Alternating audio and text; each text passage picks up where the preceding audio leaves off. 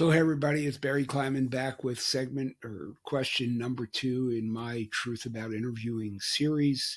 Again, we're basing all of these on LinkedIn's 26 most asked interview questions. And what I'm trying to make sure I get across to you in every single one of these is to tell the truth and to use the truth to your advantage.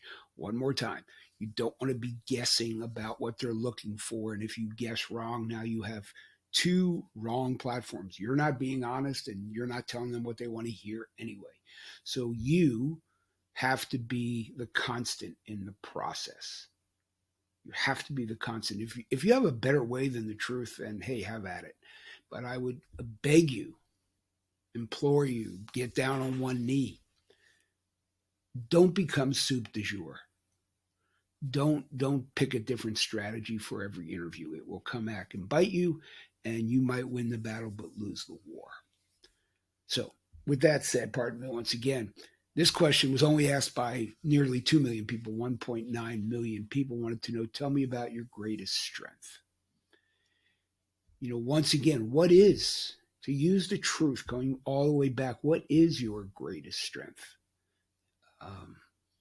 What are you really, really good at?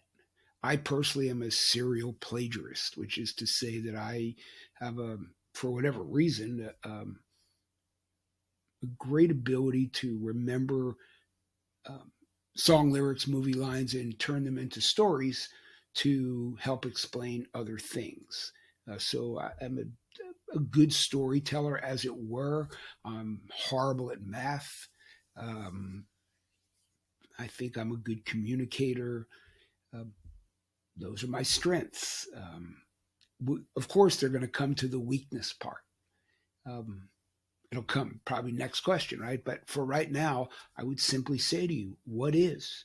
Be prepared for this question. What is your greatest strength? Pick one personally, pick one professionally, pick one athletically, pick one musically.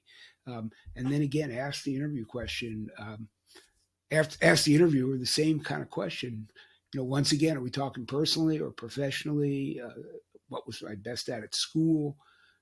Try to turn these things into conversations. I'm going to go and say, I don't really care what else you read. This process of being personal and personable, trying. Not everybody will fall for it. I earlier in my career, there was a gentleman. I won't say his name, although I know it quite well. I remember it, and this was 25 years ago.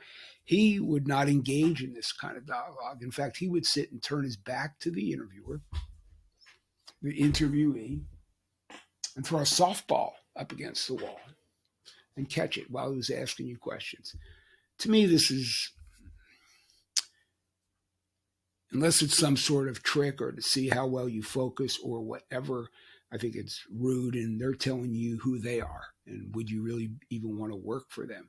I've gone on record to tell somebody, if it were me, I might at some point get out of my chair and go grab the ball and say, if you want, we can play catch if you want. Try to humanize these things.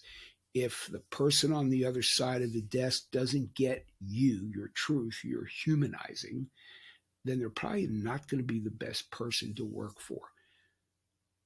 Clearly, you can't do this with every interview. If you're meeting a CEO of a company or whatever, or somebody who's on a board and you sense that they're kind of stodgy, you might want to answer questions um,